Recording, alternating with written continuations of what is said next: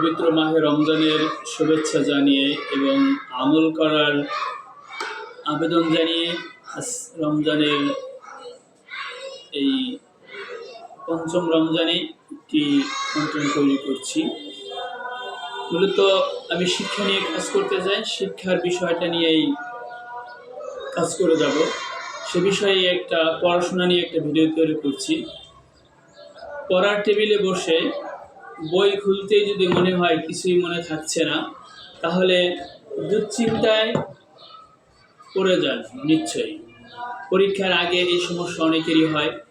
তবে কিছু কার্যকর কৌশল অনুসরণ করলে মস্তিষ্কের কার্যক্ষমতা বাড়িয়ে সহজেই স্মৃতিশক্তি উন্নত করা সম্ভব। আসুন জেনে নেওয়া যাক পরীক্ষার জন্য মেমোরি বাড়ানোর 8টি অনন্য উপায়। নাম্বার 1, শুধু পড়লেই হবে না, মনে রাখার জন্য স্মার্টভাবে নোট নিতে হবে। রঙিন মার্কার দিয়ে মূল পয়েন্ট হাইলাইট করা, গুরুত্বপূর্ণ তথ্য সংক্ষিপ্ত আকারে লিখে ফ্ল্যাশ কার্ড তৈরি করা বা নিজেই তথ্যগুলো সংক্ষেপে লিখে নিলে মনে রাখতে সহজ হয়। বড় বড় অধ্যায় মুখস্থ করতে গিয়ে জট পাকিয়ে গেলে মাইন্ড ম্যাপ কৌশল ব্যবহার করুন। এতে মূল বিষয়কে কেন্দ্র করে শাখা প্রশাখার মতো তথ্য সংযুক্ত করলে একটি পরিষ্কার চিত্র পাওয়া যায়, যা দ্রুত মনে রাখতে সাহায্য করে। যদি মনে রাখতে চান তাহলে অন্য কাউকে শেখানোর চেষ্টা করুন। পড়া শেষ করে বন্ধুকে বা পরিবারের কাউকে বুঝিয়ে বলুন।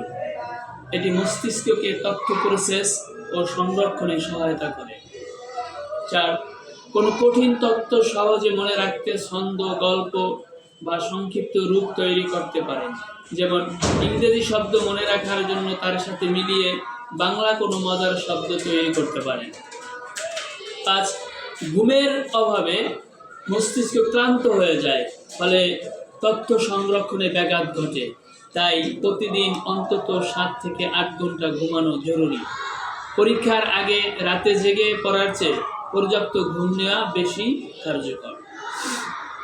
একটানা দীর্ঘক্ষণ পড়ার চেয়ে মাঝে মাঝে বিরতি নিয়ে পড়লে মস্তিষ্ক ভালোভাবে তথ্য ধরে রাখতে পারে।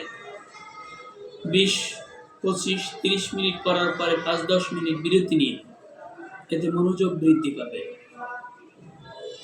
7 নম্বর, স্মৃতিশক্তি বাড়াতে খাবারের দিকেও নজর দেওয়া জরুরি। ওমেগা 3 সমৃদ্ধ মাছ, বাদাম, ডার্ক চকলেট, সবুজ শাকসবজি, ফল ইত্যাদি মস্তিষ্কের কার্যক্ষমতা বাড়ায়।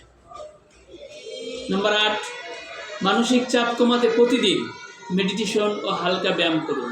এতে মস্তিষ্ক রক্ত প্রবাহ বাড়ে এবং মনোযোগ বৃদ্ধি পায়, যা পড়া মনে রাখতে সহায়ক।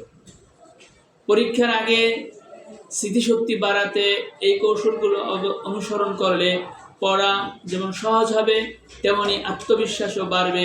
তাই এখন থেকেই এগুলো অভ্যাসে পরিণত করুন এবং পরীক্ষায় ভালো ফলাফল অর্জন করুন। এবং পবিত্র মাহে রমজান